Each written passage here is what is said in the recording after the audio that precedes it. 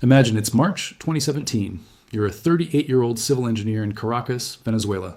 You have a salary, a savings account with 8 months of expenses built carefully over 6 years, and an apartment that is almost fully paid off. You stop at the pharmacy on your way to work to buy your father's blood pressure medication. The pharmacist shakes her head before you finish the sentence. She hasn't had it in 11 weeks. You try 4 more pharmacies before noon. Same answer everywhere. You pull out your phone to transfer money and check your balance, and the number looks correct until you calculate what it actually buys. Your 8 months of savings and real purchasing power now buys 43 days of food. Not 8 months, 43 days. The Bolivar didn't crash overnight. It died the way a person bleeds out from a wound nobody treated, slowly, then all at once.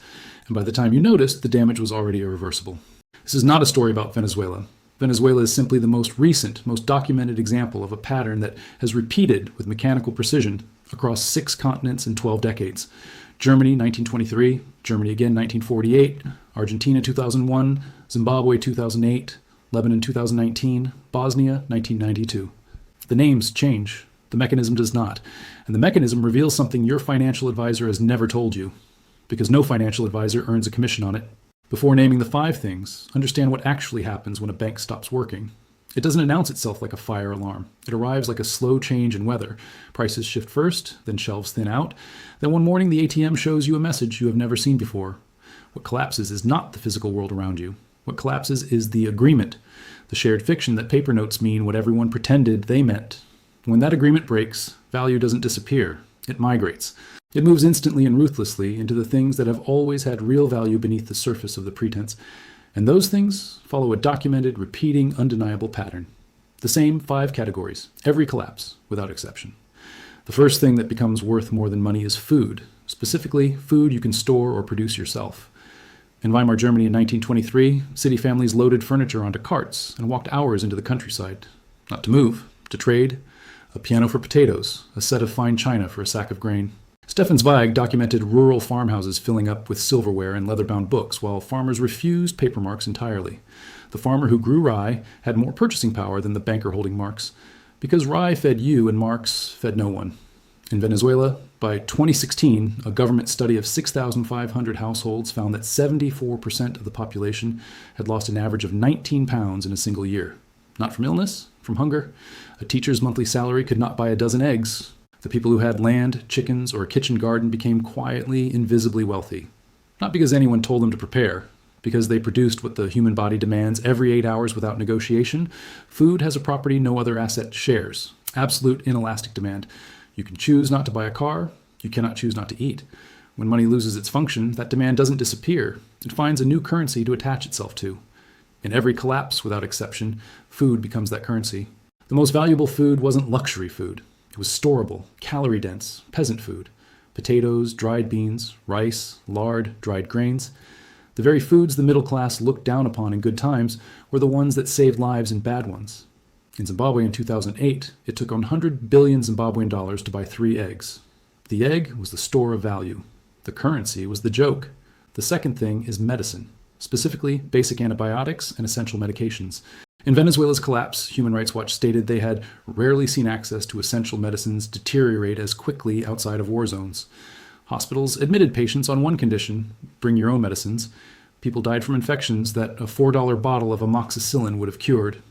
Families posted desperate messages across social media searching for insulin, blood pressure medication, and basic antibiotics. Not experimental treatments, not luxury drugs, the most basic medicines available at any pharmacy for pocket change in normal times. In Bosnia during the 1990s siege, a survivor named Selko documented that medicine appeared on every single list of barter goods he witnessed. Not gold, not electronics, medicine. A single course of antibiotics, $3 at peacetime prices, was traded for things of extraordinary value, because the alternative to that trade was death. This is the mechanism. Medicine doesn't just have high value in a collapse, it has the highest possible leverage. The person who needs it will trade literally everything they have remaining. Their furniture, their jewelry, their last savings. The cruel arithmetic of a banking collapse is that the most life-critical items become the most economically powerful. The pharmacist in Caracas had a degree in biochemistry. She worked in a pharmacy. By every normal measure, she should have been fine, but she watched a man offer $200 in US cash for a single bottle of amoxicillin she didn't have. while her neighbor, a woman who had quietly stored basic medicines for 2 years, sold it to him and bought a week of groceries with the proceeds. The neighbor wasn't a prepper. She wasn't paranoid. She simply understood one thing the trained pharmacist had missed. The things that matter when banks stop working are not the things that matter while banks are working. The third thing is physical foreign currency, specifically paper cash held outside any institution. In Argentina, in December 2001, the government froze all bank accounts. Peso savings were later forcibly converted at rates that effectively stole 70% of their real value. The Argentine citizen who had been quietly keeping US dollar bills in a home safe lost nothing. Same country, same crisis. Same laws applied to everyone. Completely different outcome. The difference was not wealth. The difference was location, inside the system versus outside it. In Zimbabwe by 2009, the government was forced to officially abandon its own currency and legalize the US dollar for all transactions. Not because they chose to, because the population had already made the switch without permission years earlier, despite it being technically illegal. People understood something the government refused to acknowledge. A currency that destroys its own value ceases to function as money regardless of what the law says. The informal dollar economy ran parallel to the official economy for years before the government caught up with reality. Lebanon's depositors learned the identical lesson when dollar-denominated bank accounts were converted at artificial rates worth a fraction of real value. The people with physical dollars outside the banking system were untouched. The people who trusted the institution lost up to 90% of their savings without a single robbery taking place. The protection was never in the denomination, it was in the possession. A dollar in your hand is a different asset than a dollar in an account. Not financially, but structurally. One exists inside the administrative graph, the other does not. Hemingway crossed into Weimar Germany from France in 1922 with 10 French francs. He and his wife spent lavishly the entire day. At the end of it, they had change left over. The German gentleman standing next to him at a fruit stand couldn't afford 5 apples. He had savings. He had trusted his institutions his entire life. 12 marks, 2 cents, was beyond what he could afford that day. The franc holder ate. The mark holder went hungry. The lesson has been documented in every collapse since. It has never once reversed. The fourth thing is practical functional skill. The ability to fix, build, heal, or grow something another person needs. At the peak of Argentina's 2001 collapse, an estimated 6 million people participated in informal barter networks called redes de trueque. A mechanic fixed a washing machine and received 6 eggs. An accountant did someone's bookkeeping and got his car repaired. A woman who could sew traded alterations for food. The people who thrived were not the ones who had saved the most pesos. They were the ones who could do something useful, something that produced value another human being needed, completely independent of what any bank was doing. Selko, the Bosnian siege survivor, wrote something that permanently changes how you think about this. He said skills were safer than physical goods, as barter items for one specific reason. By attacking and killing you, he wrote, the attacker cannot take away your skills. The asset stored in your nervous system has a property no physical asset has ever possessed. It cannot be seized. It cannot be frozen.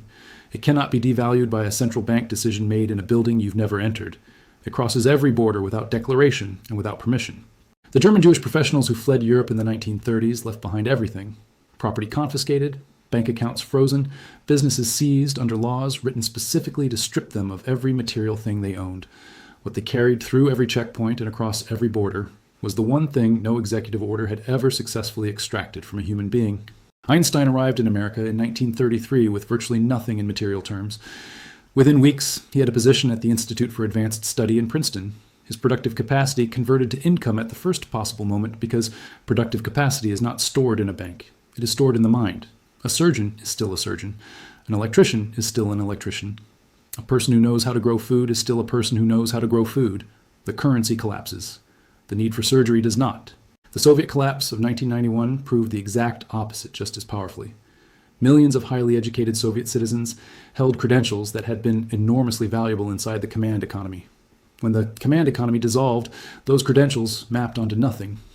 Engineers drove taxis. Physicists sold goods in open-air markets. The credential was a key. The collapse changed the lock. The functional skill was a capability. No collapse can change what a human body needs. The fifth thing is clean water, and specifically, the ability to access it independently of failing infrastructure.